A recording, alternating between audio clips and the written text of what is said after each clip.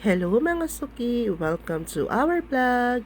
Ito po ang aming daily vlog ng nanay ko at ito po ang pinapakita niya ay ang malunggay. Ayan. Gusto niya pong kumain ng malunggay. Siyempre, masustansya po ang malunggay sa ating katawan. Ang gagawin po naming ulam ay magigisa po kami dyan ng munggo dahil po Friday. At nag-oven din po ako dyan ng tilapia dahil kaulam po ng aming gulay na munggo. Ayan, nakita ko na pong malambot ng aming gulay at dinagdagan ko lang po dyan ng kaunting tubig kasi hindi naman po masarap ang munggo na sobrang sabaw. At sa kabila pong kawali ay nagsalang lang po ako dyan ng adobo na para kay Felix.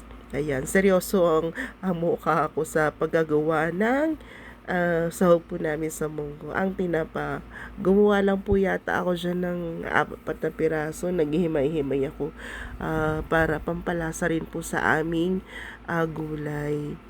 Ayan.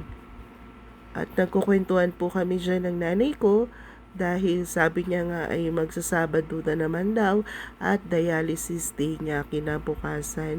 Ayan, sabi ko tama na po yung 4 na piraso, baka mapaalat naman sobra ang aming munggo. Ayan ang nanay, naggisa-gisa na po siya dyan ng kamatis, sibuyas at bawang. O diba, ang aming kawali po ay mahiwaga.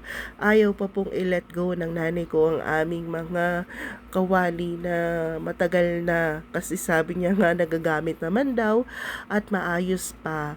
Wala naman po tayo magagawa kasi gusto ni nanay ang ganong gamit at parang komportable daw po siya sa ganong gamit at nangihinayang siyang itapon yung mga matatagal na naming mga kawali. Ayan, at nalagay na po ng nanay ko yung ginisa niya at ako naman po ay ilagay ko na rin ang munggo.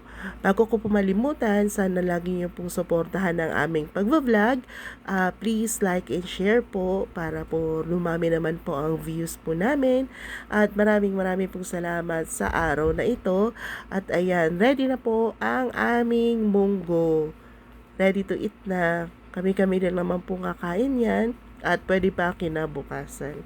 Maraming pong salamat sa inyong panonood. Sana wag niyo po kaming kalimutan. Please like and share. Thank you for watching. Bye!